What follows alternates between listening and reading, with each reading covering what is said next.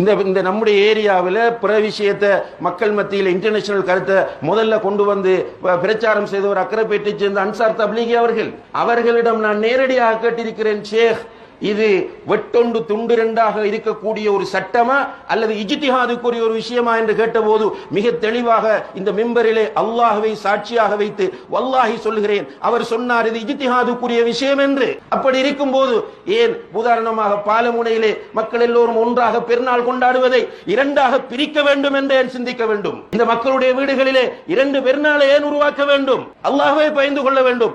நீங்கள் நான் கேட்கும் போது இஜ்திஹாத் என்று சொல்கிறீர்கள், உங்களுடைய மக்கள் மத்தியிலே வந்து பேசுகிற போது பெருநாள் தினத்திலே நோன்பு பிடிக்கிறார்கள் ஹராம் என்று மக்களை உசுப்பேத்தி விடுகிறீர்கள். பாவம் இது.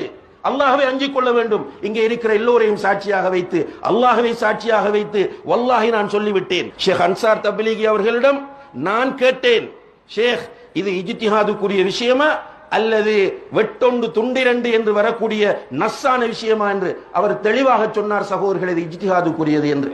இப்போதும் அவருடைய நிலைப்பாடு அதுதான். ஆனால் பின்னால் இருக்கக்கூடிய பொதுமக்களுக்கு இந்த சப்ஜெக்ட் புரியல. நான் ஒரு வீடியோ கேட்டேன், கிழக்கு மாகாணத்தை சேர்ந்த முபாரக் மதனி, அதாவது கலாநிதி முபாரக் என்று சொல்வார்கள், நம்முடைய முன்னே நாள் நண்பர். இந்த ஊர்லயும் அந்த வீடியோக்கள் உலாத்திருக்கும். நான் அன்சார் மௌலை சொல்ல செவிவிட்டேன், இந்த பிறையினுடைய விஷயம் இஜ்திஹாதுடைய விடயம் என்று அவர் சொன்னார். அல்லாஹ் மீது ஆணையாண்டு சொன்னார்.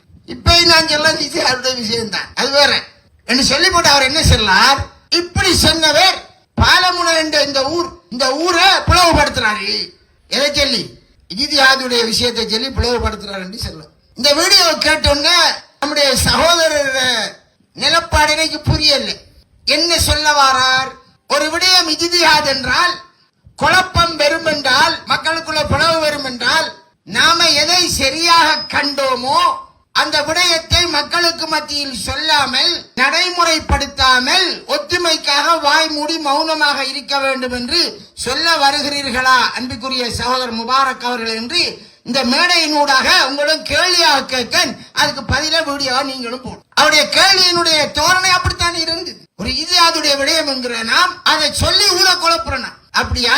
அப்ப இந்த இலங்கை நாட்டில இருந்த ஒத்துமையான ஊர்கள் தராவி தொழுகைக்காகவும் அத்தியாயத்துல விரலாற்றுறது இஜ்திஹாதுடைய விடயமா இல்லையா? ஒரு மதுஹபில விரலாட்டணும், இன்னொரு மதுஹபில விரலாற்றல நீட்டி வைக்கிறது.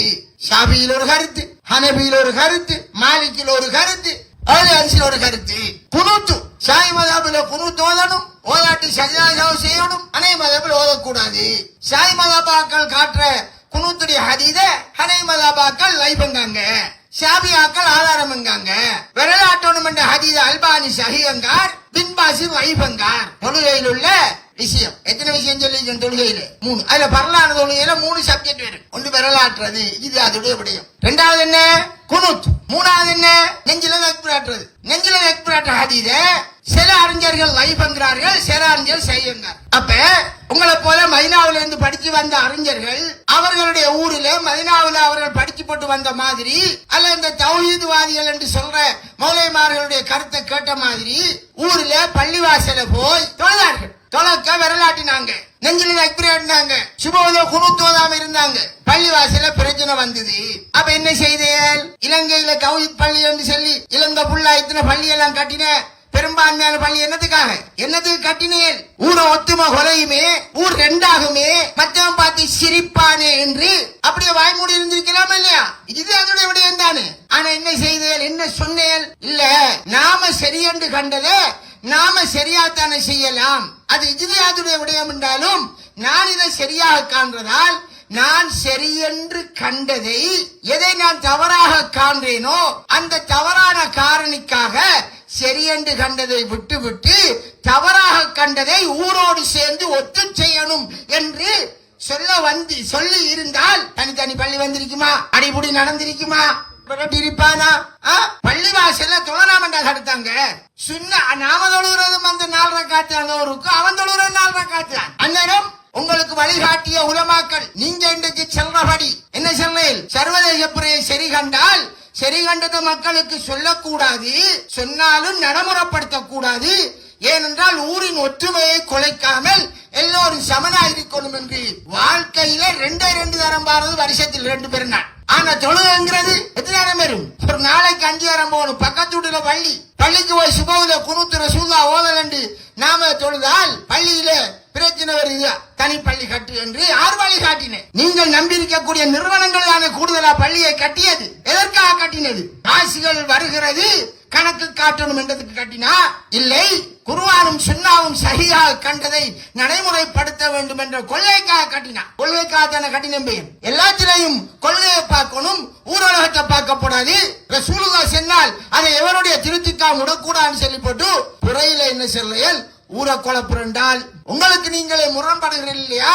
என் அன்புக்குரிய சகோதரே, அதனால் தான் நான் உங்களை நீங்கள் உலமா சபையை சேர்ந்தவராகவும் இருப்பதால் அதில் அந்த உலமா சபையில உங்களுடைய பெயரையும் கொடுத்து அந்த மன்ஹஜ் அவர்கள் எழுதிய அஷாரியா மதுஹபு மாத்துரிதியா மதுஹபை நீங்கள் சரிகண்ட மாதிரி தான் சைமைக்கப்பட்டிருக்கு. இன்னும் வெளியரங்கி விட்டோம், இது பிழையானதை ஓப்பனாக அறிக்கை விடவில்லை. ஷாபியும் ஹனபியும் ஹம்பலியும் மாலிக் என்ற மதுஹபை தான் நாங்கள் அங்கீகரிக்கிறோம் என்று சொன்னவர்கள் நீங்கள் படித்த அந்த அரபு நாட்டில் உள்ள இமாம்கள் எந்த கொள்கையை அஷாரியா கொள்கை வழிகேடு என்று சொன்னார்களோ அந்த வழிகேடான கொள்கையை தங்களின் கொள்கையாக சொல்லக்கூடிய அந்த உலமா சபையை அங்கீகரிக்கிற என்ற அடிப்படையில் சைன் வைத்த நீங்கள் இதுவரையில் அது பிழை என்று அறிக்கை விடுவிடாத நிலையில் ஒற்றுமைக்காக பாத்திலை ஹக் என்று சொல்லலாமா?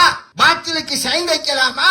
அக்கீதா நாம் எந்த மார்க்கத்தில் இருக்கிறோம்? லக்கும் தீனுக்கும் வலியதீன் லா அஅபுது மா தஅபுதூன் என்று அல்லாஹ் சொல்ல சொன்னான். நீங்கள் எந்த அல்லாஹ்வை நீங்கள் எந்த கடவுளை வணங்குகிறீர்களோ அதை நாங்கள் வணங்க மாட்டோம். நாங்கள் வணங்குறது நீங்க வணங்க தேவையில்லை என்று சொன்ன மார்க்கத்தில் இருக்கிறோம். மக்களை குழப்பக்கூடாது. குழப்புவது என்பது வேறு, ஹக்கை எடுத்து செல்வது என்பது வேறு. அப்ப அல்லாஹ்வுடைய மார்க்கத்தை தெளிவாக சொன்னால் குழப்பம் என்றால் இஸ்லாம் குழப்பமா?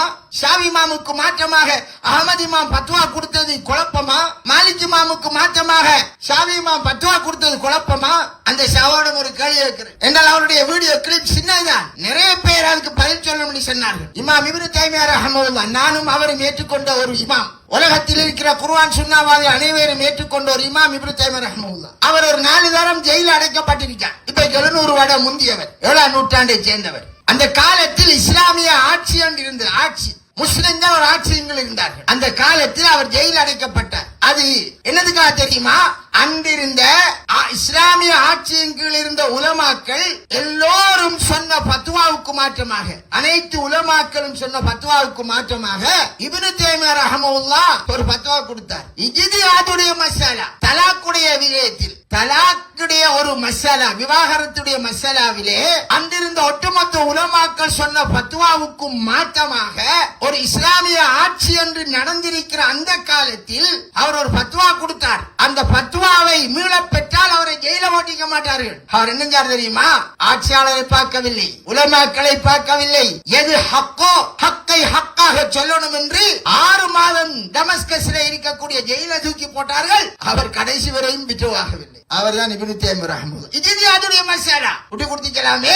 இலங்கையில என்ன இஸ்லாமிய ஆட்சியா நடக்குது? நம்ம ஒவ்வொரு ஊரையும் இஸ்லாமிய ஆட்சியா நடக்குது. பாலமுனையில ஊரை குழப்பி போட்டோமாம் ஒரு பத்வா சின்னத்தானே, அதை 4 பேர் பின்பற்றியதானே. அப்படி என்ன இப்னு தைமியா குழப்பவாதி என்று சொல்ல வரையிலா?